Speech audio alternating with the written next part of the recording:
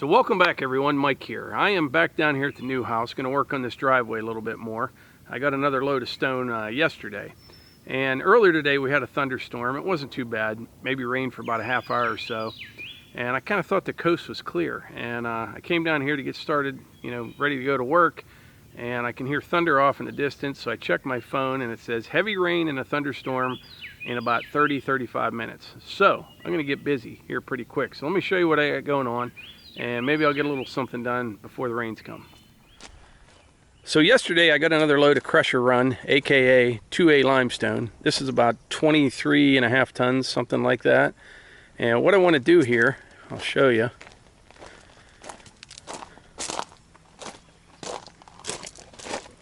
Look at this though, right through here. That triaxle came in here yesterday morning. It was about, almost 75,000 pounds. Didn't put a mark on it, so it's going to hold up pretty well. But anyway, I want to take a little bit of that stone, and I got to widen this out up here at the entrance.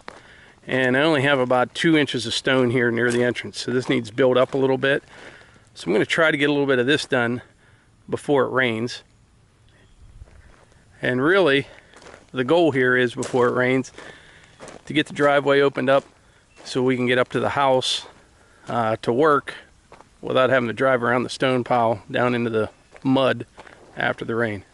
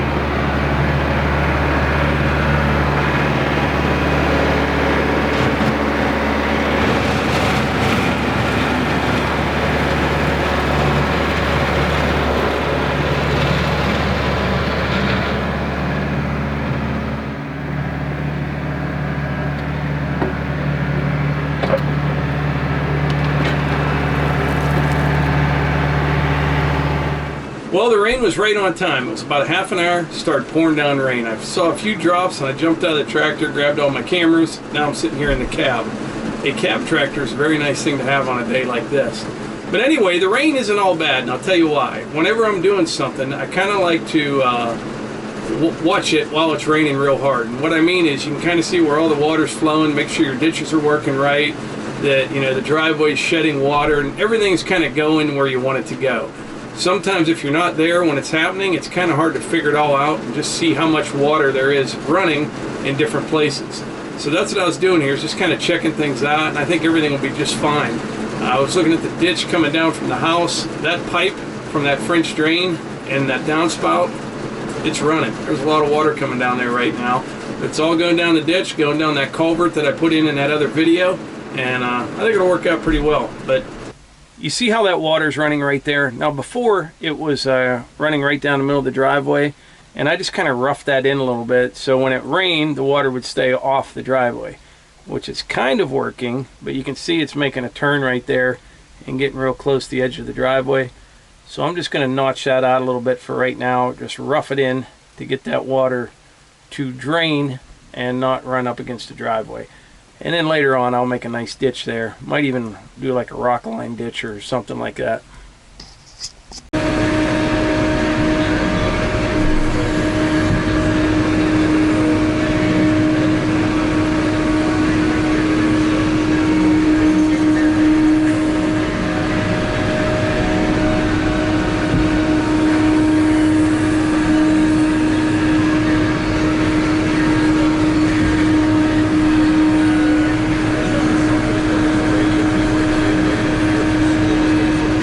All it took was one little scoop out of there to get that water away from the driveway. I almost got accomplished what I wanted to do here. I think I can still do it with the blade here on the tractor. I just want to open the driveway up a little bit so I can work up at the house this week and this pile of stone won't be in the way. And I did get stone spread at the entrance. I think what I will do here is once I get rid of the rest of this pile of stone, and actually I have too much of it here, I'll probably haul some up to my house and use it up there. But once I get all this stone on here, I'll probably run it in for a week or two, and it's pretty smooth right now, but it's not perfect. It's very hard to do with a tractor. So if you're trying to do this kind of stuff, don't get frustrated, just take your time. Because like I was saying the other day, whether you're sprinkling stone on or you're trying to run a rear blade, if you get one bump, it just gets worse and worse and worse. So you have to take your time and start out with that tractor sitting nice and level. So if your tractor's sitting level and your rear blade's behind you, I like to kind of push backwards sometimes, but you have to make sure you have material behind the blade, because every little dip and bump on this thing is going to be reflected in that rear blade, especially moving forward. You think, oh good, I'm just going to drag this stone nice and level. Well, if it's not level in front of you and smooth, your tractor's going to be going like this, and that rear blade's going to be doing the same thing. So you just have to take your time and be patient. In all honesty, a skid loader is a lot easier to do this type of work than it is with a tractor and a loader. However, like this tractor right here, it's 30 grand. A track skid loader, probably 70 grand. And I just like the tractor for the versatility, the brush hogging, the tilling, and a lot of that stuff you can do with a skid loader, but you're literally, by the time you buy all the attachments, you're looking at 3 times the price, and there's a lot of things that a skid loader cannot do that you can do with a tractor. I did a video about that a while back, and I think it was a tractor or skid loader, something like that. And basically what it comes down to is this. For me at least, like initial construction, initial build, if you just bought a piece of property, you have to build a driveway in, dig your foundation, those kind of things. A skid loader would probably be the smart purchase for that. But after that point, when you get to maintenance mode and improvements, I say tractor all the way. And so it might even be best just to rent a skid loader or hire out that initial heavy work, get that stuff done, then get a tractor. At least that's the way I see it, and that's the way it's worked here on our property for me. I used to own a skid loader years ago, and it was on tires. It wasn't a track machine, and it was just it worked really well for all the initial work. But after that, I was fine. I wasn't using it much, and skid loader attachments cost so much more than tractor attachments, and so I ended up selling a skid loader and bought a tractor. and that has worked well for me. But anyway, this rain doesn't seem to be letting up here, so I'm going to fire this thing up. It's starting to fog up in here now. Get the defrosters running, and I'm going to open this driveway up a little bit here and call it good here for today. I'm not going to work in the rain here and make a mess. But anyway, like I always say, if you enjoy these videos, please hit the like button, click subscribe, and share these videos with your friends. Thanks.